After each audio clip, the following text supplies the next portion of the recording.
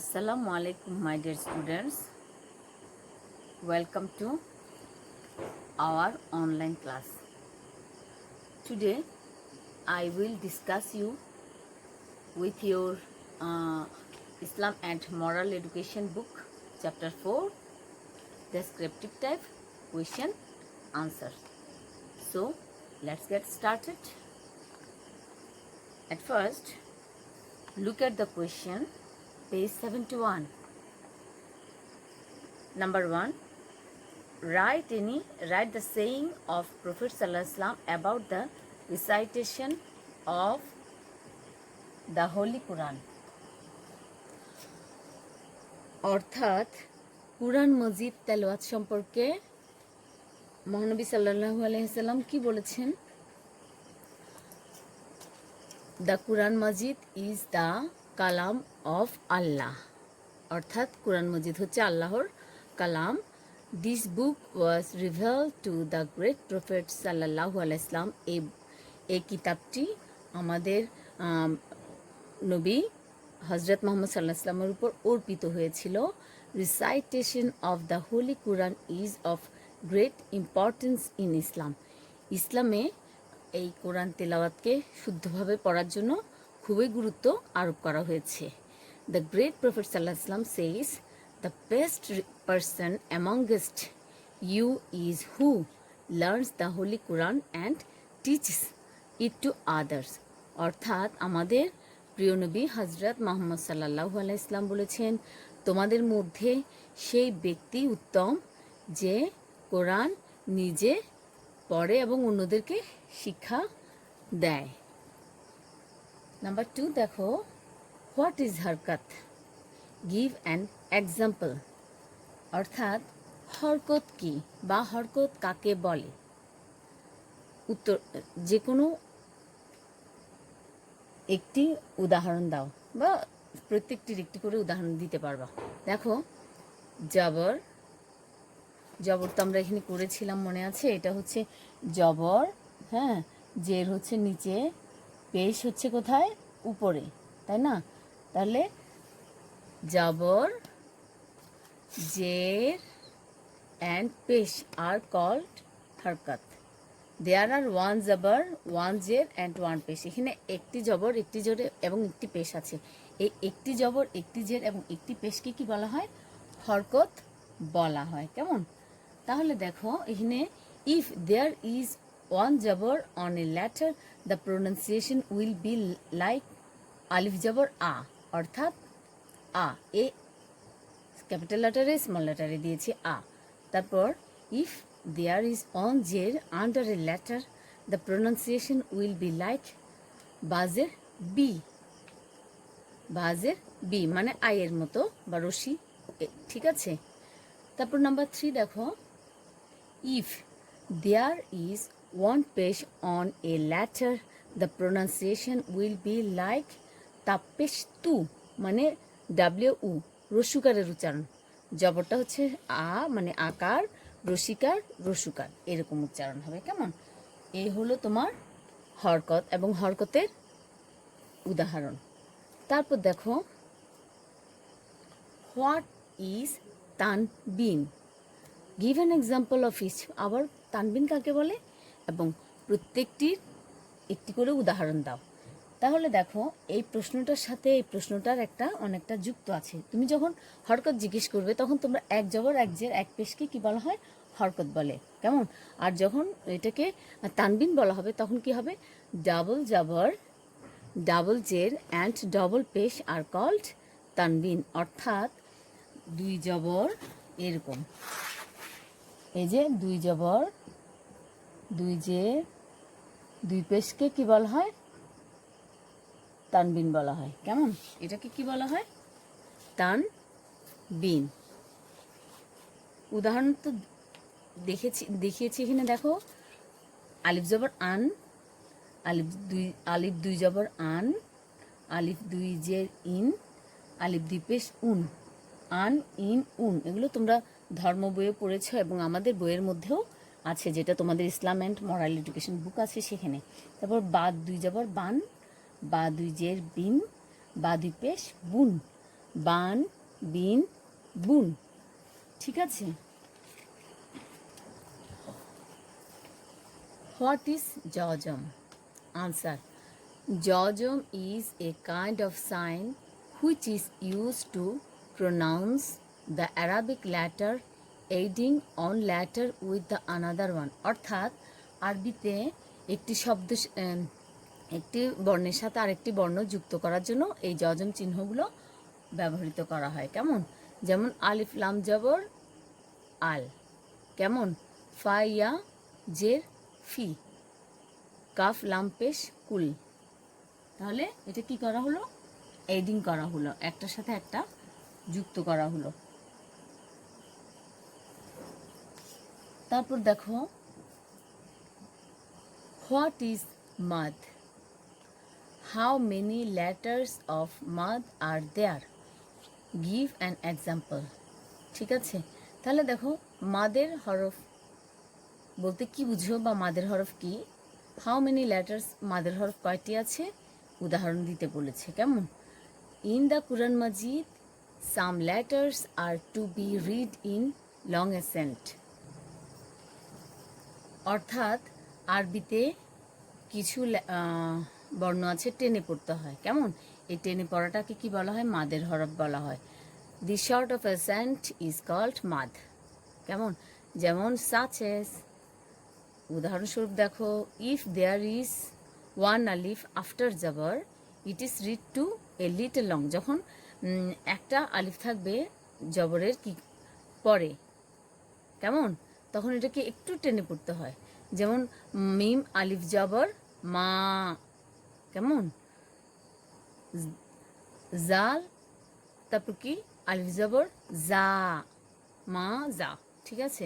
Number 2টা দেখো, if there is কি আছে? ইয়া উইথ জজম আফটার জে।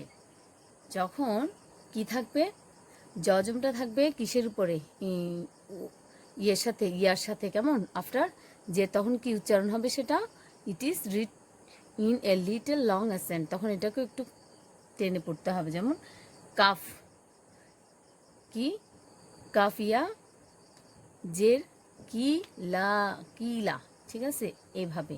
তারপর নাম্বার 3টা দেখো, ইফ দেয়ার ইজ ওয়ান পেশ or পেশ উইথ জজম আফটার পেশ ইট is read little long accent such as, এই যে কাপ ওয়াপেশ কু, লাম ওয়াপেশ লু। তাহলে কি হলো? কুলু। ঠিক আছে। এই তোমরা যদি এই আরবিটাও লিখতে পারো তোমাদের জন্য কি হবে? দেখতেও ভাল লাগবে, আর না পারলে কোনো অসুবিধা নাই। কেমন? তারপর দেখো 6 নাম্বারটা দেখো, হোয়াট ইজ তাজবিদ বা তাজবিদ কি বা কাকে বলে? তাহলে দেখো, there are some rules to read the holy Quran correctly and this rules are called তাজবিদ। অর্থাৎ কুরআন তিলাওয়াত বা কুরআন পড়ার সময় কতগুলো নিয়ম আছে, যেগুলোকে কি বলা হয়? শুদ্ধভাবে পড়ার একটা নিয়ম আছে, সেই নিয়মটাকে কি বলা হয়? তাজবিদ। হ্যাঁ, the language of the Quran Majid is Arabic. মানে কি? মানে হচ্ছে কোরআন মাজিদের ভাষা হচ্ছে আরবি। We shall correct pronunciation of Arabic letter. আমাদেরকে শুদ্ধভাবে পড়তে হবে। It is essential to read the holy Quran with correct pronunciation. It keeps the meaning correct, thus our সালাত also becomes correct. If we read the Quran Majid correctly, Allah will be pleased with us.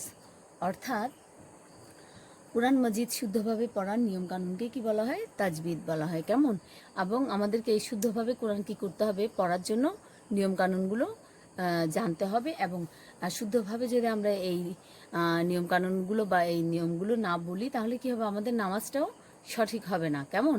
এবং আল্লাহ তখন কি হবে? খুশি হবেন না আমাদের উপর। আর আমরা যদি সঠিকভাবে শুদ্ধভাবে পড়ি, তাহলে কি হবেন? আল্লাহ পাক আমাদের উপরে খুশি হবেন। কেমন?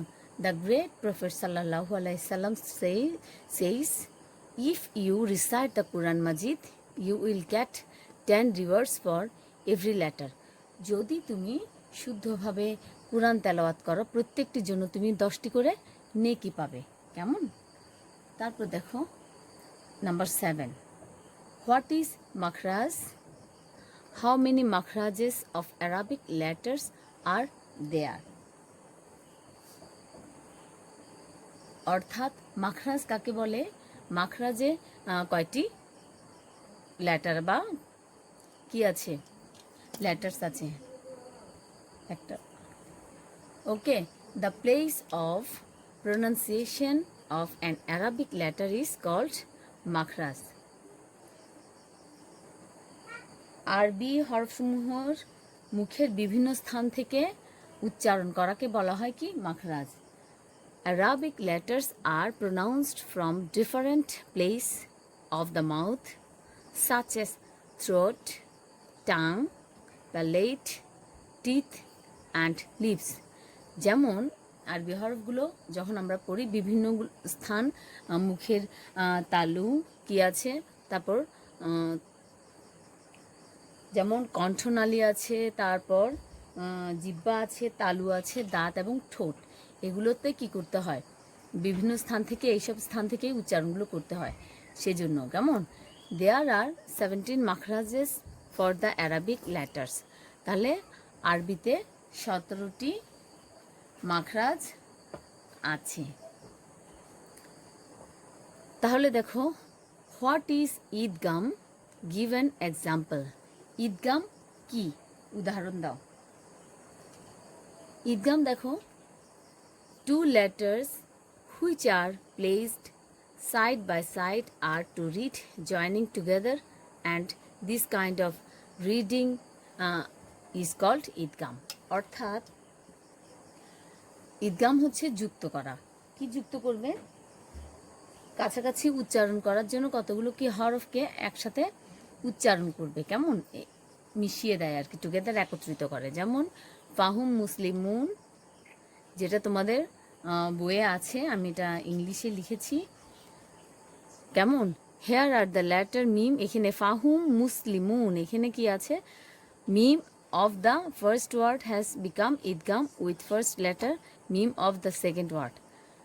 কেমন? অর্থাৎ এখানে মিম হচ্ছে দ্বিতীয় একটা শব্দ, যেটা একটার সাথে একটাকে কি করেছে?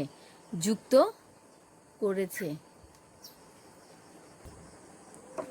Number 9, write one word each in Arabic taking 3, 4, 5 and 6 letters. অর্থাৎ কি করতে বলছে? একটি শব্দ লিখতে হবে কি দিয়ে? 3টি, 4টি এবং 5টি, 5 এবং 6টি হরফ দিয়ে। তাহলে আমরা এখানে কি করব? এরকম একটা উদাহরণ দিচ্ছি। Arabic words having 3, 4, 5 and 6 letters are following. যেমন নাসরা, আকবর, মাজকর অ্যান্ড মুসলিমুন। এখানে আমি এটা আরবিতে লিখেছি কি? দেখো 3 অক্ষরের হচ্ছে নুন, সোয়াদ আর কি রা, কেমন? নাসরা। তারপর আকবরে কি আছে? আলিফ, কেমন? কাফ বা রা। তাহলে কি হলো? এটা হচ্ছে 4টা আছে। তারপর মাজকারে দেখো মিম, জাল, কাফ ওয়া রা, এটা হচ্ছে কয়টা? 5টা। এবং মুসলিমুন এখানে 6টা। দেখো মিম, সিন, লাম, মিম, ওয়া, নুন। এই হলো প্রত্যেকটির 3, 4 এবং 3, 4, 5 এবং 6টি হরফ মিলে এক একটা কি হলো? ওয়ার্ড তৈরি হলো। কেমন? ওকে। তারপর দেখো আমি এখানে প্রশ্নও লিখেছি, রিসার্চ সূরা আন-নাসর ফ্রম ইয়োর মেমোরি। আবার 11 নম্বরও দিয়েছি, research Surah Al Ikhlas from your memory. তো আমরা এটা ইসলাম ধর্মাবলম্বী হিসেবে আমরা দোয়াগুলো পড়েছি, আমরা সবাই জানি। সূরা আন-নাসরটা আমরা সবাই জানি, কি জানি এটা কোথায় অবতীর্ণ হয়েছিল? এটা হয়েছিল মাদানীতে বা মদিনায়। তাহলে সূরা আন-নাসরটা বলো তো, দোয়া কালাম কিছু পড়ার আগে আমাদের কি করতে হবে? আউযুবিল্লাহি মিনাশ শাইতানির রাজিম পড়ে বিসমিল্লাহির রহমানির রহিম পড়তে হয়। তাহলে সূরা নাসরটা কি করে পড়তে হয়? তোমরা তো জানো, ইজা জা নাসরুল্লাহি ওয়াল ফাতহু আরাইতান নাসা ইয়াদখুলুনা ফি দিনিল্লাহি আফওয়াজা ফাসাব্বিহ বিহামদি রাব্বিকা আস্তাগফিরুহ ইন্নাহু কানা তাওয়াবা। যখন তোমাদেরকে এটা জিজ্ঞেস করা হবে মৌখিকভাবে, তখন তোমরা দোয়াটা পড়ে ফেলবে।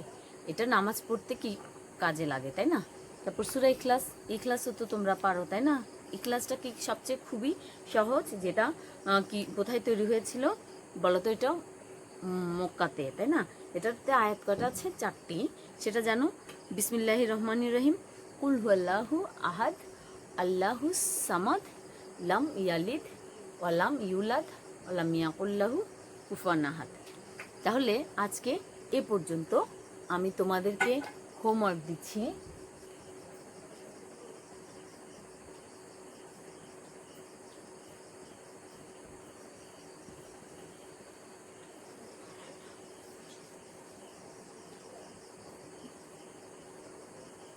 আমি এটাকে সংক্ষেপে লিখেও দিচ্ছি 1 থেকে 11। কেমন? আমরা যেহেতু ডিসকাস করেছি, আশা করি পারবে তোমরা।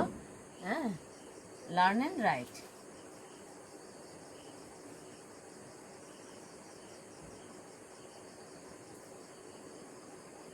লার্ন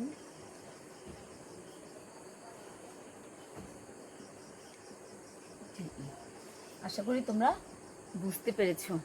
তাহলে আজকে এ পর্যন্ত। তোমরা সবাই ভালো থাকো, সুস্থ থাকো। খোদা হাফেজ।